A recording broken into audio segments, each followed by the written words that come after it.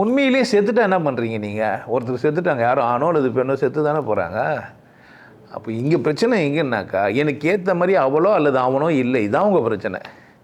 இல்லைன்னா விட்டு போங்களேன், வாழ்த்தேரில் உங்களுக்கு அன்பு இது ஒரு பிரச்சனையாக்கி அது ஒரு மண்டை கடைசாயம் எப்போ பார்த்தாலும் அதே தூங்கி உங்களுக்கு கடவுள் மேலேயோ தியானத்து மேலேயோ அன்பின் மேலேயோ வாழ்க்கை மேலேயோ ருசியே இல்லை. உங்களுக்கு வாழ்க்கையின் ருசியெல்லாம் மறந்துட்டீங்க. எப்போ பாரு பொண்டாட்டியை கவனிக்கிறது ஒரு வேலை, புருஷனை கவனிக்கிறது ஒரு வேலை, நிம்மதி எழுந்து சாவுறீங்க இல்லை? அது ஒரு வேலையை பாருங்கள். உங்களுக்கு எவ்வளோ சந்தோஷம் இருக்குது இந்த உலகத்தில், எத்தனை சந்தோஷம், எல்லாத்தையும் எழுந்து புருஷனையே பார்த்துக்கிறீங்க, அது ஒரு பிரச்சனை. இல்லை அவன் பொண்டாட்டி என்ன பண்ணுகிறா, உன்னையே பார்த்துக்கிறா. அவங்கவுங்க வேலையை அவங்கவுங்க செஞ்சால் எவ்வளோ நல்லா இருக்கலாம் தெரியுமா?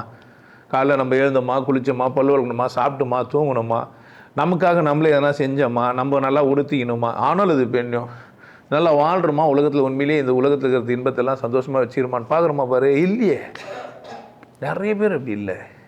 வீட்லேயே உட்காந்துன்னு பெருசாக குண்டு ஆகிட்டு, இல்லை பெப்சி கோக்கு பிஸ்கெட்டு எல்லாம் வாங்கி வச்சுன்னு கம்ப்யூட்டர் வேலை செய்யணும்னு சொல்லி வயிறு மட்டும் இவ்வளோ பெருசு முன்னாடி தள்ளி வச்சுட்டு அப்படி ஒரு மனுஷன் இருக்கிறான் தானே, பார்க்குறோம் தானே. சோறே தண்ணியே எதுவுமே கிடைக்காம வடவடன்னு ஆகிட்டு கூணம் முடிஞ்சுன்னு வயிறு ஒட்டி போன ஒரு மனுஷன் 2 பேரும் பார்க்குறோம். நம்ம ஒருத்தன் அவ்வளோ பெருசாக ஆகிட்டுக்கிறான், இன்னொருத்தர் எப்படி ஆகிட்டுக்கிறாங்க, ஒல்லியாக ஆகிட்டுக்கிறான். ஏன் இதெல்லாம் சமூகத்தில் இது ஏன் பிரச்சனை? வாழ தெரியல, வாழ கத்தரில், யாரும் உங்களுக்கு புக்கில் பாடத்துலேயே அதெல்லாம் இல்லை. ஒரு 10வது பட்சம் நல்லா வாழ்வான்னு சொல்ல முடியுமா?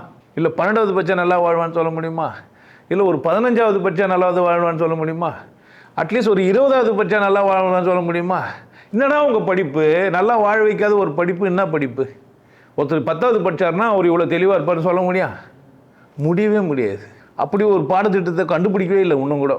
ஒருத்தர் 5வது படித்தான்னா அவனுக்கு டிராஃபிக் ரூல்ஸ் தெரியும், 10வது படித்தானா வாழ தெரியும், ஒரு 12வது படித்தானா குடும்பத்தை அவனே மெயின்டைன் பண்ணுவான்னு சொல்லி கொடுத்தானுங்க? இல்லவே இல்லை. அந்த மாதிரி இப்போ சிந்திச்சு பாடம் வச்சுக்கிறானுங்க?